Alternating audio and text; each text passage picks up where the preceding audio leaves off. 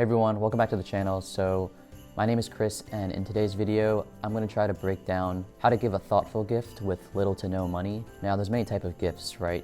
There's the simple kind of gifts like a gift card, maybe like a little souvenir from your trip to Europe or Asia, or maybe even a gag gift like for a white elephant or something. Okay, we're not talking about those kind of gifts. We're talking about the deep gifts, the gifts for someone you really love, someone you really care about, and maybe your goal is to strengthen your relationship with them, to make them happy, or even to make them cry. We're gonna be talking about those type of gifts. So if that sounds like you, stick around, and hopefully you'll find some value in this video.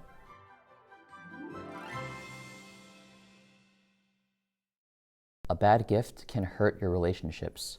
A study from 1999 found that after interviewing roughly 100 people to describe in detail a gift that they had received in that situation, about 10% of them reported that the gifts weakened their relationship. 2 people actually ended their relationship after that bad gift. Okay, I don't think it needs to be, that extreme, but regardless, gifts are an important life skill that you should really learn to understand, I think. You're gonna have to give a gift to someone eventually in your life. Maybe it's your family members, your friends, your partner, whatever.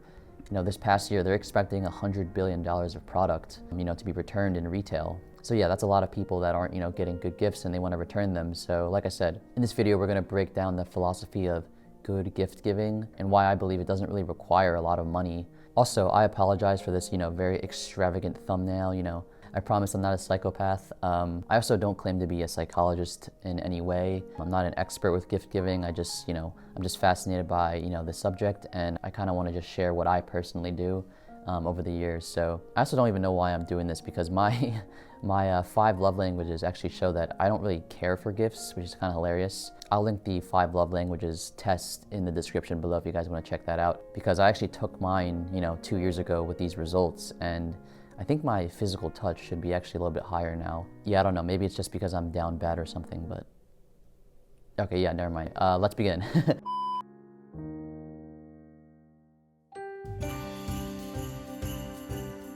Okay, so I found this hilarious chart online talking about desirability versus thoughtfulness, and I think it breaks down the psychology of gifting pretty well. So I want to show you this chart real quick. So as you can see in this chart, there's 2 parameters. One is desirability on the x-axis, and then thoughtfulness on the y-axis. So we can just go around to every quadrant, but on the left side you'll see a pair of socks. No one really wants socks, or not many people want socks. It's not really desirable, and it's also very unthoughtful. It's not very original. On the right side you have something that's very desirable, which is money, and that's something we'll talk about later in the video too. Money is not really, it's not really thoughtful at all. It's literally just money, and we all get it from our job. So that's an example of something that's desirable but unthoughtful. On the bottom right, you'll see something that's very thoughtful and also desirable. It's a unique gift, and we'll talk more about that, how to make a gift really unique and special. But it's a shirt with an elephant on it, and maybe that's very unique to the person, the receiver. On the left side, you have something that is thoughtful but undesirable, right? And so that example specifically is naming a star or a constellation after someone, especially if they're not interested in astronomy or things like that. That can be very thoughtful, but sometimes the gift isn't desirable at the end of the day. So I found this chart really interesting because, the psychology of gift giving I think is really fascinating. I think it's really important to understand, the whole point of gifting thoughtfully, right? Is to strengthen your bond with the receiver. You want to make them happy. You want to make them feel emotions, okay? You don't get much in return actually for gifts, right? Besides, except seeing their reaction. And that can actually make yourself even happier as well. I don't actually give gifts that often, to be quite honest, which I think we should also kind of low-key normalize a little bit more.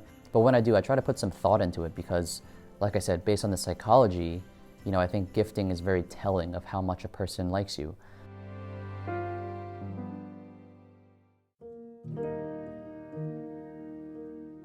So I was watching a video on YouTube the other day about how to give gifts that people actually want, and how to avoid, returns and people not liking their gifts, and how to be practical in that sense. And they recommended giving money as a gift, and to be quite honest, I was I was pretty disgusted. Listen, I think gifting money is okay, but only for very specific situations, right? If it's a really simple scenario, or specifically maybe if you're not looking to wow the receiver or to strengthen your relationship with them. If that's your goal, and I think that's fine, I think it's actually common to give, money as a gift for things like weddings, bar mitzvahs and stuff. I've given, money as a gift before. And it's actually funny because, I'm Chinese, and in Chinese culture, we give money as a gift in red envelopes for New Year's. And literally, it's just money in a red envelope. And sometimes I've even gotten a $1 bill in my red envelope. But the fascinating thing about this cultural thing that we do is that it's not about the money, right? The red envelopes symbolizes good luck. And that's kind of the whole premise here that I think is the important part. You know, money can be viewed as a very lazy gift. You know, like I said, it's desirable, but not very thoughtful. The meaning is more important than the monetary value of your gift, right? So I hope you understand this concept because most people don't care about money as a thoughtful gift.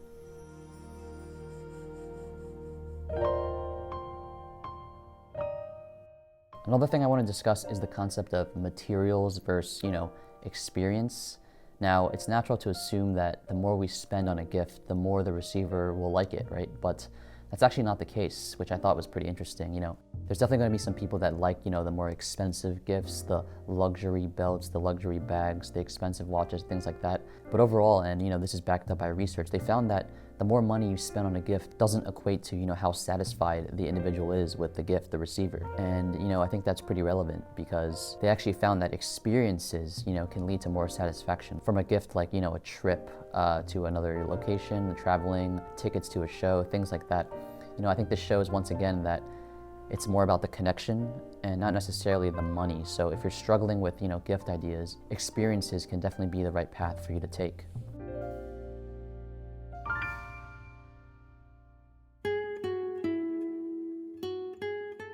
All right, so now that we've covered these topics, here's my personal philosophy about getting a really thoughtful gift. And it's kind of corny, but I truly believe that the best way to make your gift thoughtful is to demonstrate your use of the most valuable resource of your life, which is time.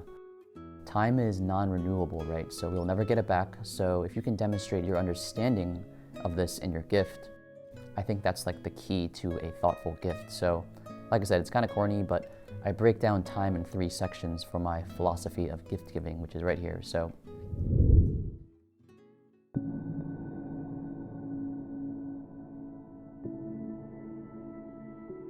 I try to make my gifts timeless, durable, memorable, right?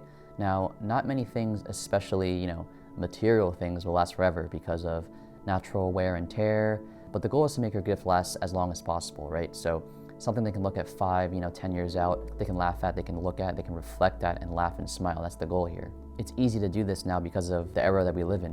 We live in the digital era, so any experience, can be captured, can be stored in the internet forever. So pictures and videos, I think, are often really great ideas, and try to make sure your gift is something that they won't ever forget in their life, right? Show your understanding of the future.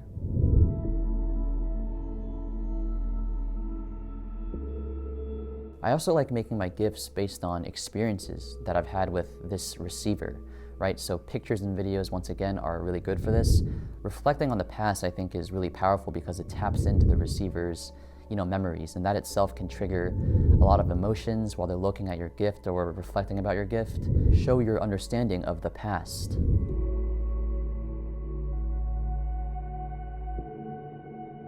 So right now is the present, right? The current time. So what do you know about your receiver right this very moment? I believe there's 2 ways to do this, right? The first is knowing a very specific, particular trait about them and incorporating that into your gift, right? So maybe they have a weird specific laugh. They laugh like a dolphin or something. Maybe they have a very unique, favorite color, or maybe like a very strange TV show or very particular TV show that they like. The second is knowing a very specific problem that bothers or irritates them currently and finding a gift that kind of resolves that or alleviates, some of those issues. Your goal is to demonstrate overall that you know who they really are, right?